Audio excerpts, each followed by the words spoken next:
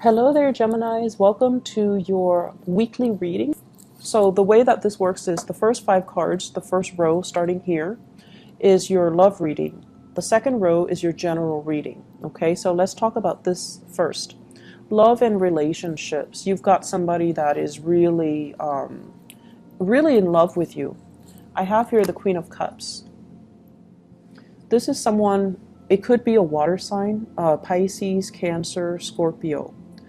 If they're not this sign, sun, moon, or rising, they can be somebody who's actually very attractive, very loving, very selfless, and quite spiritual as well. This is a person that comes to when, Geminis, you always have that one person that you go to. Like when you're pissed off, when you're upset, when you're frustrated, you always have somebody to vent to. You always do. And you have that one person that's like the pillar of your emotional support, okay? So I feel like this might be the person. I'm also sensing there is somebody in your life, possibly a relationship partner, that is really, really, really in love with you. And I feel like you're on guard. I feel like you're willing to fight for this person just because they're very in love with you. But because they're so in love with you, they can be very possessive. They can overstep their boundaries at times when they're jealous, when they're upset. They can, it's like they're so intuitive and so, they suppress a lot of emotion. So when it does come out, they can cut you with words. And I feel like some of you are a little bit wounded based on your interaction with this person. And you're staying in the relationship mainly because, they love you, or mainly because there are children in the picture and you don't want to dissolve that happy home situation. But the cornerstone of this is you're staying with somebody because they really, really love you. And in your, the deepest reservoir of your heart, that they will be there through thick and thin. And that they will be there for you no matter what. And so you're willing to fight for this, even though you feel as if the relationship itself, you feel like there's zero compatibility. Okay, there might also be situations where emotionally you might not feel the partner anymore, but you do want to stay because of the sheer power and gravity of the magnitude of their love for you. Some of you are looking elsewhere. You're just like, do I really want to stay in this anymore? Can I look at greener pastures? Can I go elsewhere? Can I move around? Can I relocate? Can I just be with somebody else? And I also feel as if the weight of this relationship feels very, very intense. And I feel like for a lot of air signs, in particular you and Aquarius, for a lot of air signs, the heavy emotional connection, it can feel really good at the beginning because it makes you feel like you have this kindred connection with the person. But over time, it's so heavy that it's a little bit draining, okay? And I feel like you are a little bit drained. Some of you could have been together with this person for 9 years. Some of you might have children together. And this person might be the best, caretaker when it comes to the kids' emotional needs. They could be, male or female. They take care of the kids. But the emotional exchange of energy, it just feels to me to be really, really heavy. I feel like you're grappling with some decisions. You're keeping things to yourself. Possibly even like, I'm sensing, honestly, midlife crisis. I have this perfectly great relationship partner, but the compatibility is not there. I want to look elsewhere. And you're examining this for the first time, it feels.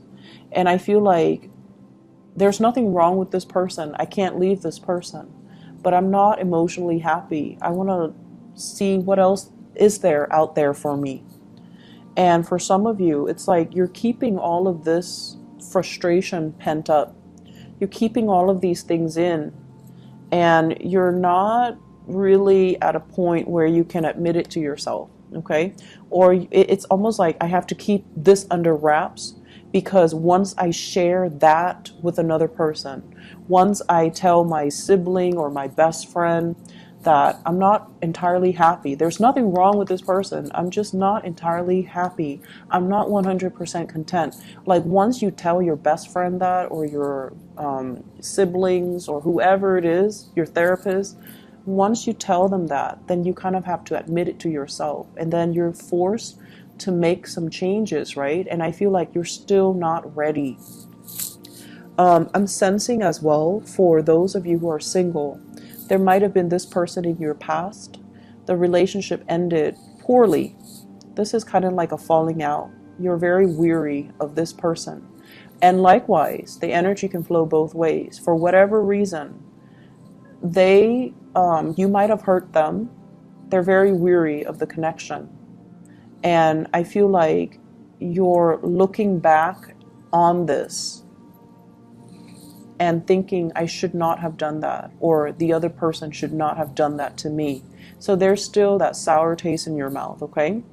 And with this High Priestess, this is a card about self-awareness, admitting things to ourselves, revealing to other people how we feel. And so I feel for some of you, you're caught between two people. The person from the past, or, they're with you right now, and a new person. The High Priestess, male or female, this is somebody that keeps their feelings very, very close to their chest. With this energy, I'm getting like a very strong Virgo energy, a very strong Gemini energy, very strong Aquarius, and also Taurus energy with this High Priestess. Those are the signs that kind of keep things a little bit bottled in, okay? And it's like you're holding back your feelings. They're holding back their feelings as well. Trying to make, a move towards them, or they're trying to make a move towards you. But it seems as if you're so preoccupied with everything else, you're not really seeing this connection. Okay, so there is somebody here. There is somebody here that is waiting for their opportunity. Okay, and let me just see, who can we expect? They're waiting for you to move on before they can make an offer. Okay, they're waiting for you to move on before they can make an offer. And I also feel many of you are waiting to move on before you can approach this person with a new offer. So I feel like a lot of internal conflict that's playing out for you guys. And emotionally, you're not like emotionally rattled. I feel like you know what you want, and you want to work at things. You don't want to be seen as, the stereotypical flaky Gemini. You want to work at things, and you want to value the right people. If someone loves you wholeheartedly, you want to be there for them. You want to nurture that relationship. But it just feels to me like you're ready to move on, and you can't make this offer until this move happens. And this just came to me. You're interested in somebody, but for whatever reason, you can't make this offer until the move happens for them. So they could be the one stuck in the relationship, and you're waiting around for them. And you can't really give them anything solid, ask them to go on a date until they're free from their situation. So somebody's not free. The new person that you're dealing with, okay? This is somebody who's very psychic, very intuitive.